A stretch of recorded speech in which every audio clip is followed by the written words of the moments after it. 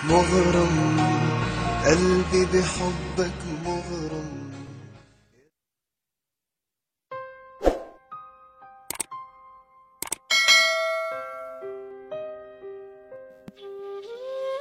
Arti ijab qabul. Tanggung jawab besar suami selepas ijab qabul terucap. Singkat, padat dan jelas. Tapi tahukah makna perjanjian atau ikrar tersebut? Itu tersurat, tetapi ada pula yang tersirat. Yang tersirat ialah artinya, maka aku tanggung dosa-dosanya si dia dari ayah dan ibunya, dosa apa saja yang dia lakukan dari tidak menutup aurat hingga ia meninggalkan sholat. Wahai para istri, begitu beratnya pengorbanan suamimu terhadapmu. Karena saat ijab terucap, arsy-Nya Allah berguncang karena beratnya perjanjian yang dibuat olehnya di depan Allah, disaksikan dengan malaikat dan manusia. Maka andai saja kau menghisap darah dan nanah dari hidung suamimu, maka itu pun belum cukup untuk menebus semua pengorbanan suamimu terhadapmu. Peringatan ini untuk kita kaum hawa. Jika kalian kasihan kepada suami atau calon imam kita, maka dari sekarang tutuplah auratmu dan perbaikilah solatmu agar meringangi beban suamimu dan calon imammu. Untuk makhluk yang menyandang gelar suami, jadikanlah ia bidadarimu. Wahai lelaki, taklukkanlah hati wanita itu dengan bicara keikhlasan cintamu, bukan mengharapkan balasan. Jika benar kau mencintainya, maka cintailah dia sepenuh hatimu. Hamparkan padang keikhlasanmu dengan memberikan kedua telingamu untuk mendengarkannya. Wangikan mulutmu dengan bicara kitab ilahi.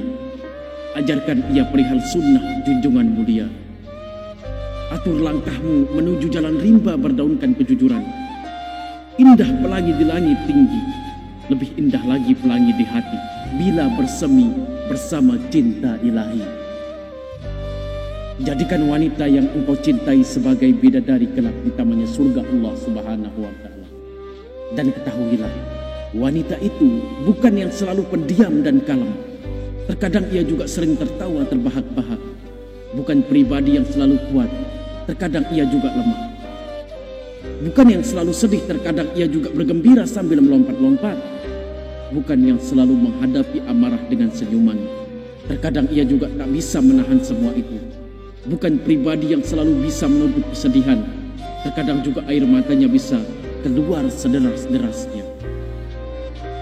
Dan wanita hanyalah manusia biasa yang tidak lari dari segala ujian dan cobaan, yang tidak lepas dari segala macam perasaan manusia, yang tidak lari perasaan lemah dan tak berdaya, yang tidak lepas dari perbuatan hilaf dan noda dan dosa. Karena apa? Wanita itu selalu bangun jika ia jatuh, selalu bahagia walau hatinya remuk, selalu berusaha memperbaiki diri waktu ia jatuh. Ia bukan berarti dia lemah, tetapi ia selalu mengambil hikmah untuk terus bangkit jadi pribadi yang terus kuat. Karena ia ingin menjadi bidadari dunia dan akhirat.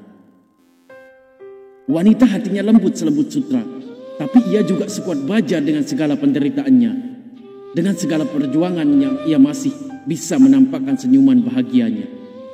Walau terkadang dikala sendirinya tak jarang meneteskan air mata ketika dengan bercengkrama dengan Tuhannya.